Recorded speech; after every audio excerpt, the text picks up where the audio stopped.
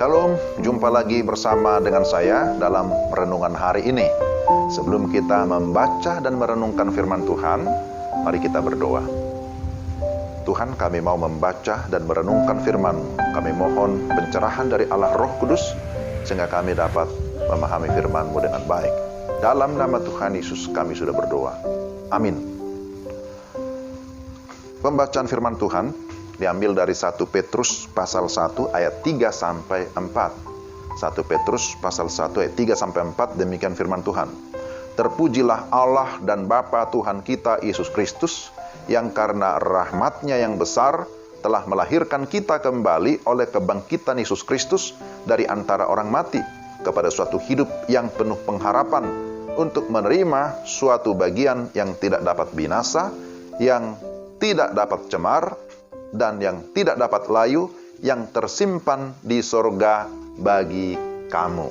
Demikian firman Tuhan, 1 Petrus 1 ayat 3 sampai 4. Renungan kita diberi tema hidup dalam pengharapan. Saudara, Rasul Paulus berkata bahwa ada 3 hal yang tidak boleh dipisahkan, yaitu iman, pengharapan, dan kasih. Ketiganya harus kita miliki agar kehidupan rohani kita mengalami keseimbangan. Dan kali ini saya secara khusus akan menyampaikan tentang hidup dalam pengharapan. Secara alami, semua manusia yang normal pastilah memiliki pengharapan. Jika tidak ada pengharapan, pasti merasa hidup akan sia-sia.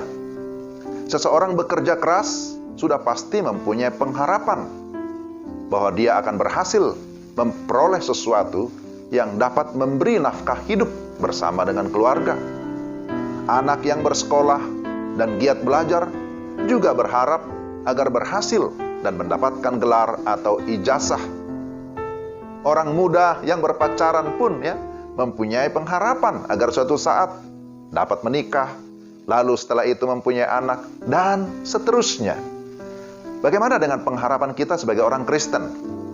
Sebagai orang Kristen atau orang percaya, kita dipanggil untuk menjalani kehidupan yang penuh kemuliaan, hidup yang penuh pengharapan, yaitu kehidupan kekal di surga yang mulia, kehidupan yang tidak dapat binasa.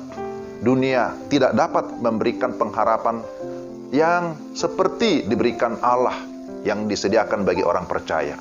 Jelas dalam bacaan kita tadi, dalam 1 Petrus 1 ayat 3 sampai 4. Terpujilah Allah dan Bapa Tuhan kita Yesus Kristus, yang karena rahmat yang besar telah melahirkan kita kembali oleh kebangkitan Yesus Kristus dari antara orang mati kepada suatu hidup yang penuh pengharapan, untuk menerima suatu bagian yang tidak dapat binasa, yang tidak dapat cemar, dan yang tidak dapat layu, yang tersimpan di surga bagi kamu.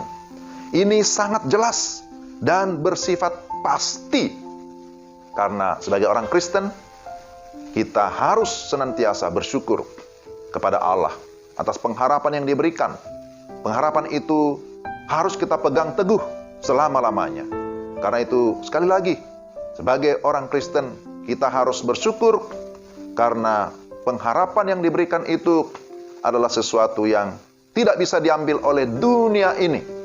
Kita perlu meneladani jemaat Kolose yang berkata, kami selalu mengucap syukur kepada Allah, Bapa Tuhan kita Yesus Kristus, setiap kali kami berdoa untuk kamu, karena kami telah mendengar tentang iman-Mu dalam Yesus Kristus, dan tentang kasih-Mu terhadap semua orang kudus. Oleh karena pengharapan yang disediakan bagi kamu di surga, tentang pengharapan itu telah lebih dahulu kamu dengar dalam firman kebenaran, yaitu Injil. Sumber pengharapan kita adalah Allah yang hidup, yang kita kenal di dalam Yesus Kristus, Tuhan dan Juru Selamat satu-satunya, bukan yang lain. Saudara, apa berkat dari hidup dalam pengharapan? Pertama, bahwa pengharapan membuat kita tahan menghadapi segala persoalan hidup. Kedua, bahwa pengharapan di dalam Tuhan mendatangkan hal-hal yang tak terduga, perkara-perkara besar dan positif di luar daripada kemampuan kita. Dan pengharapan mendatangkan kuasa, mujizat, serta pertolongan Allah yang luar biasa dalam hidup kita. Lalu yang ketiga, pengharapan memberikan jaminan masa depan yang gilang gemilang, atau pengharapan yang penuh kebahagiaan dan penyataan kemuliaan Allah yang maha besar dan juru selamat kita, Yesus Kristus. Nah, oleh sebab itu, saudara-saudara, marilah kita tetap bertekun dalam pengharapan kita. Sampai kapan? Sampai Kristus datang kembali.